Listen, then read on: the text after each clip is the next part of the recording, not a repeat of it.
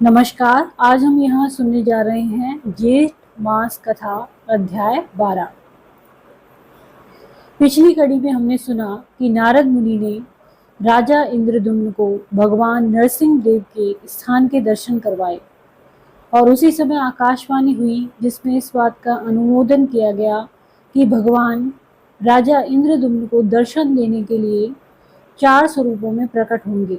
उसके बाद नारद मुनि ने कहा, हे राजन, चलो अब हम भगवान नीलकंठ के समीप चलते हैं। वही सब राक्षसों का संहार और समस्त विघ्नों का निवारण करने वाले भगवान नरसिंह देव की पश्चिम अभिमुख स्थापना करेंगे। इससे अंतर्ध्यान को प्राप्त हुए भगवान विष्णु नरसिंह जी के रूप में प्रकट होंगे और उनके समीप किया हुआ यज्ञ अतिशय फल देने वाला होगा। तुम आगे चलो और शीघ्र ही वहां एक मंदिर बनवाओ। मेरे स्मरण करने से विश्वकर्मा का पुत्र आकर शीघ्र ही पश्चिम अभिमुख मंदिर का निर्माण करेगा। भगवान नीलकंठ के दक्षिण 100 धनुष की दूरी पर जो बहुत बड़ा चंदन का वृक्ष है, उसके पश्चिम का स्थान ही क्षेत्र होगा। वहीं तुम्हें 1000 यज्ञों का अनुष्ठान करना है।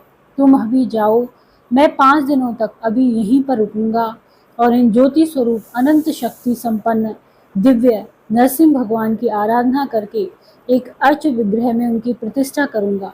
वे उसमें प्राण, इंद्रियां और मन के साथ विराजेंगे। नारद मुनि की यह बात सुनकर राजा इंद्रद्युम्न चंदन वृक्ष के समीप चले गए। वहां उन्होंने विश्वकर्मा के पुत्र सुघटक को उपस्थित देखा। सुघटक राजा को देखकर हाथ जोड़कर बोले, हे देव, मैं शिल्प शास्त्र का ज्ञाता हूँ। इस समय आपके परम सुंदर नरसिंह भवन का निर्माण करूंगा। राजा ने कहा, तुम कोई साधारण शिल्पी नहीं, स्वयं विश्वकर्मा के पुत्र हो। यह मुझे नारद मुनि ने बताया है। अतः प्राकार और तोरण के साथ नरसिंह जी का मंदिर तुम शीघ्र ही तैयार करो। उसका मुख्य द्वार पश्चिम की ओर होगा। ऐसा कहकर देव शिल्पी का विधिवत पूजन सत्कार करके राजा ने उन्हें मंदिर निर्माण के कार्य में नियुक्त किया और शिला संग्रह करने वाले सेवकों को बहुत धन देकर उस कार्य में लगा दिया। वह सुंदर मंदिर यद्यपि बहुत दिन में बनने वाला था, लेकिन फिर भी देव शिल्पी की महिमा से चौथे दिन में बनकर तैयार हो गया। 5वें दिन सवेरे नित्य कर्म के पश्चात प्रतिष्ठा विधि की सारी सामग्री एकत्रित करके जब राजा नारद मुनि के आने की प्रतीक्षा कर रहे थे, तभी शंख, मृदंग, ढोल, गीत, मंगल वाद्य और हाथियों के घंटों के शब्द सुनाई देने लगे। साथ ही उच्च स्वर से जय जयकार का शब्द आकाश मंडल में गूंज उठा और उतने में नारद मुनि विश्वकर्मा की बनाई हुई सुंदर नरसिंह मूर्ति को लेकर वहां पर आ गए। उस मूर्ति में प्राण प्रतिष्ठा हो चुकी थी। उसने दिव्य माला और वस्त्र धारण किए थे। उस पर दिव्य चंदन का अनूप किया गया था। वह सभी ओर से तेज पुंज से व्याप्त थी और सबको हर्ष प्रदान करने वाली थी।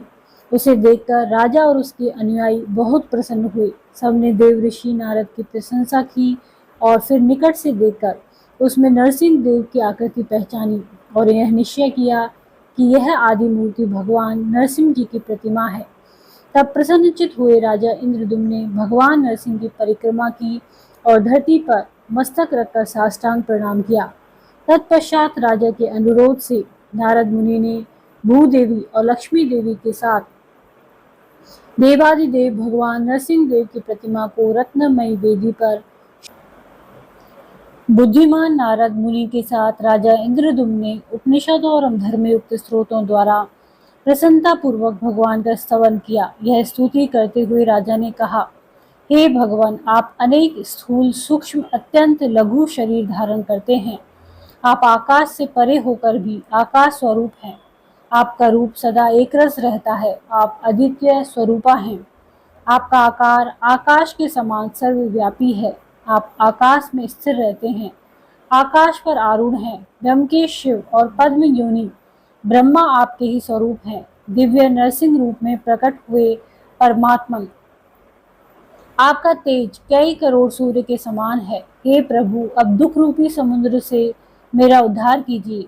आप नित्य समीप हैं, दूर से दूर स्थित हैं, न दूर हैं न समीप हैं, न बोध और बोध आपके स्वरूप है। आप आग्नेय के भी गने हैं, ज्ञान गम्य होते हुए भी अगम्य हैं, माया से अतीत हैं, आप तक किसी भी प्रमाण की पहुंच नहीं है, तो भी लोग अनुमान से आपके विषय में विचार करते हैं।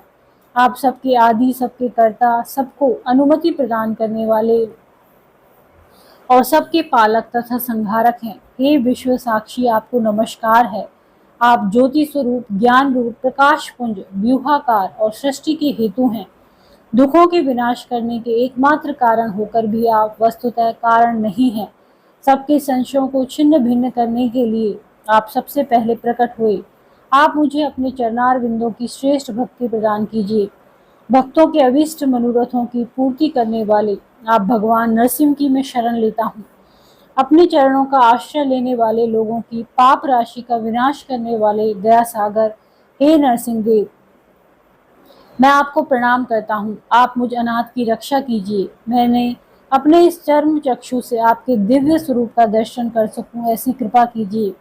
आपकी कृपा से मेरे सहस्त्र अश्वमेध यज्ञ निर्विघ्न पूर्ण हो जाएं, मेरी करोड़ों पाप राशियां नष्ट हो जाएं। भगवान, जो मनुष्य आपकी शरण लेते हैं वे मोक्ष के भागी होते हैं।